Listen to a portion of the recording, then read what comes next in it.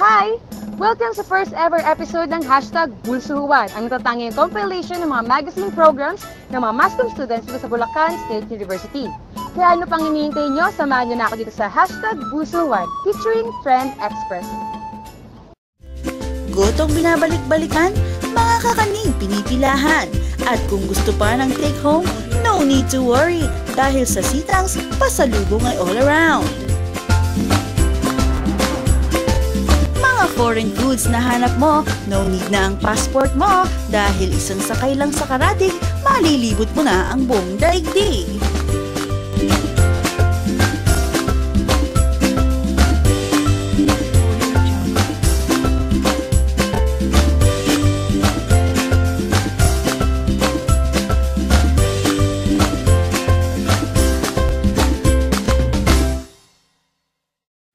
Tayong mga Pinoy, natural lang daw sa atin ang pagiging mahilig sa pagkain. Mula sa pagkain pang umagahan, pang tanghalian, hapunan, dessert o kakanin man, ay talagang di tayo papahuli. Kaya may naisip na pakulo ang isang kainan dito sa Malolos, Bulacan. Paano ba naman? Halos lahat na yata ng inyong naisip tikman ay mabibili mo sa kanilang tindahan. Sa paghahanap namin ng kainan, napapatok sa mga Bulakenyo, napadpad kami sa may barangay Santa Isabel. Dito namin natagpuan ang Sitangs. Nandito na ako ngayon sa Sitangs na may tour na in one-stop shop.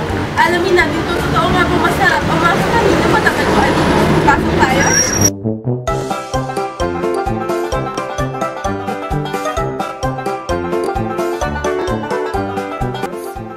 Kung gutom ka na at hinabutan ng lunch or dinner, meron sila niyan! Presenting Sitangs Sizzling Menu.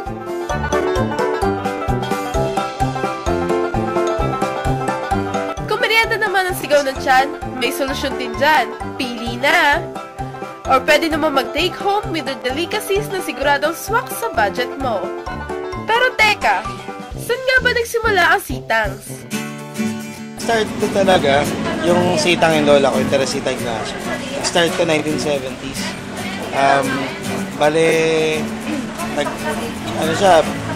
Nagturo sa kanya yung mother niya talaga. Yung mother ng sitang. Tapos naituro sa kanya.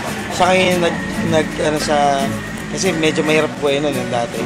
Kaya ang naghanap ng business na pwedeng sa bahay lang siya kasi yung mga anak na maliliit pa rin. Ayun, ang naglako nung dati, nilalako lang yung mga kakanin. Lahat ng kakanin dati, puro nakabilao lang. Tapos, dinadala-dala lang sa mga patahian, sa mga pila ng Tapos yun niya, after nun, nag-start na sa harapan ng simbahan. Siyempre, pag Pasko at saka mga nagsisimba, kaya itong dine-in. Nag-start kami pinubuhat namin yung lamesa at saka upuan mula sa bahay. Punta dyan, tapos pupwesto na. Start lang yan nung nagka-request yung mga customer. Kuwari katulad yan, nag-start silang humingi ng lunch. Wala pang lunch dito. Kasi puro lugo lang tinda namin, tsaka goto. Parang nila na i-provide kami, sisting. Pero bukod dyan, ano pa kaya ang binabalik-balikan ng mga customers? Yung LTV, bukat baboy, tsaka yan, slow. Goto, lumpia, kayang mga kakanin. Goto mabilis sa amin, tsaka yung LTV. Kasi yung lugar tawag kami ng Chris. Tiempo na lechong kawali yung tanghalian nila, LTV. Minsan, pinating ng hapon, pag early dinner sila, LTV pa din. Ganun. Masarap eh.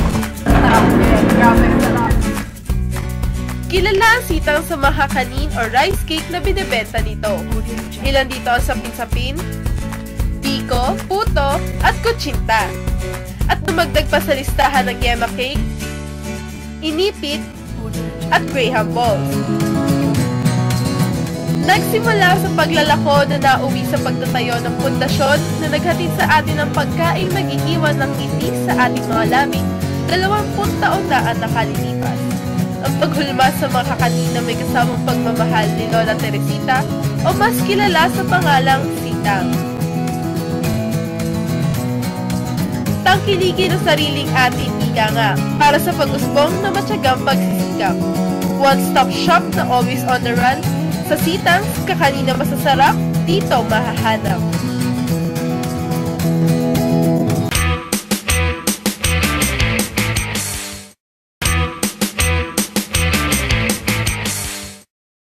sushi, burger at pasta. Ilan lamang yan sa mga pagkaing unique o ika nga karaniwang matitikman lamang sa ibang bansa gaya ng Japan, South Korea at Amerika. Pero sa crossing ng Malolos, Bulacan, lahat ng yan ay inyong matitikman. Halina't samahan akong tikman ang best and famous dishes ng iba't ibang bansa kahit dito lang sa Malolos Crossing, di mo na kailangan mag-aeroplano, karatig lang at masusolve na ang cravings mo.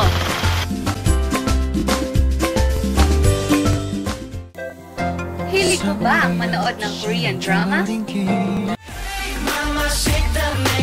Gayahin ang inyong paboritong K-pop idol. O di naman kaya ay mahilig mag-Korean food trip?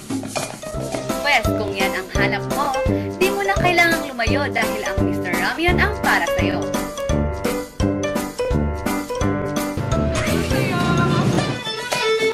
Patok ang restaurant na ito dahil sa ambience nitong pang-Korean talaga. Ilan lamang sa mga best-selling dishes nila ay ang kimbap,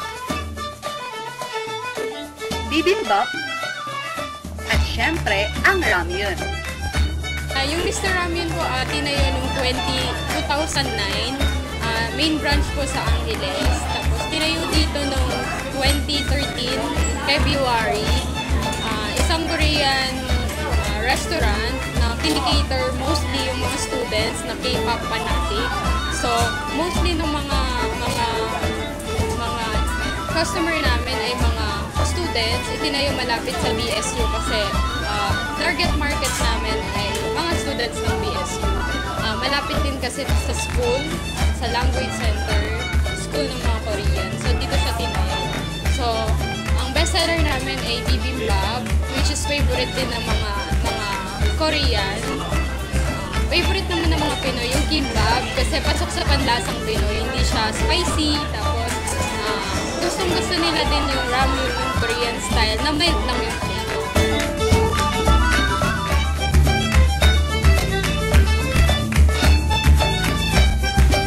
At kung bitin ka pa sa inyong mga kinain, pwede ring mag-take home at bumili sa kanilang mini grocery ng mga Korean snacks tulad ng ice cream, instant noodles, at Korean sweets.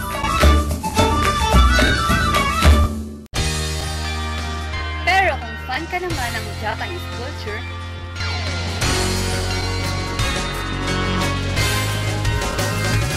isang tawiran lang mula sa Mr. Ramyeon, makikita naman ang Gifu.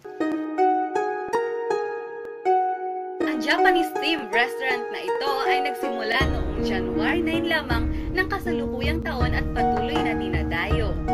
Mula kasi sa ilaw, tables, Japanese dolls,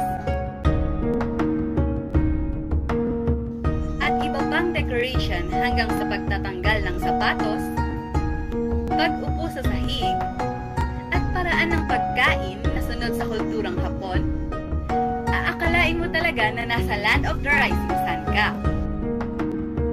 Mapapauwishi ka naman pag natikman mo na ang most ordered nila. Ang shabu-shabu na patatakamin ka muna bago mo matikman. Paano ba naman? Cook it yourself ang peg nito. Let's bolt in!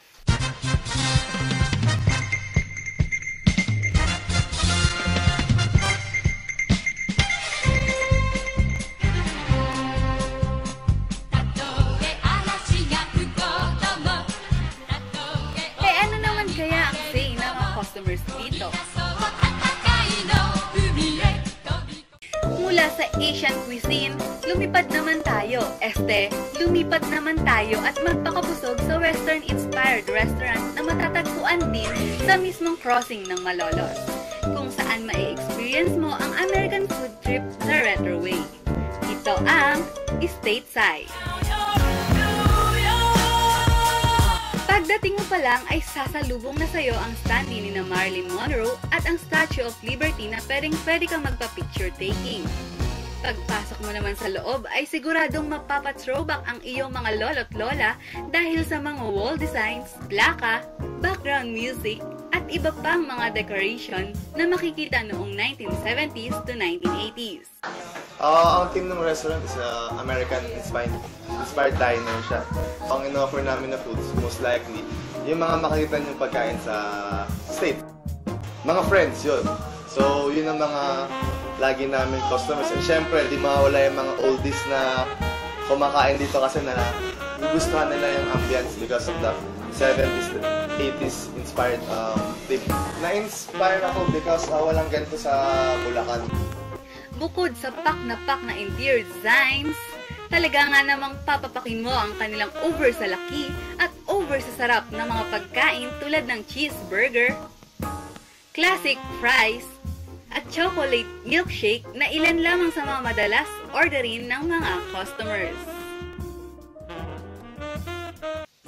Nabusog ba kayo sa mga inihanda ngayong gabi? Halina't mag-food trip kasama ang Dabarkads at mga kapamilya around the world. Dito sa Crossing ng Malolos.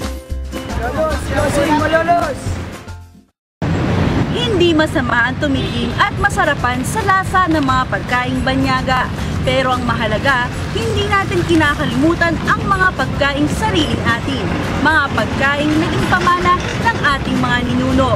Kaya nararapat lamang na tangkilikin at pagyamanin. Muli, ito ang... Ako si Cheska de los Reyes at samahan niyo akong muli sa susunod na episode ng Bulsuhuan.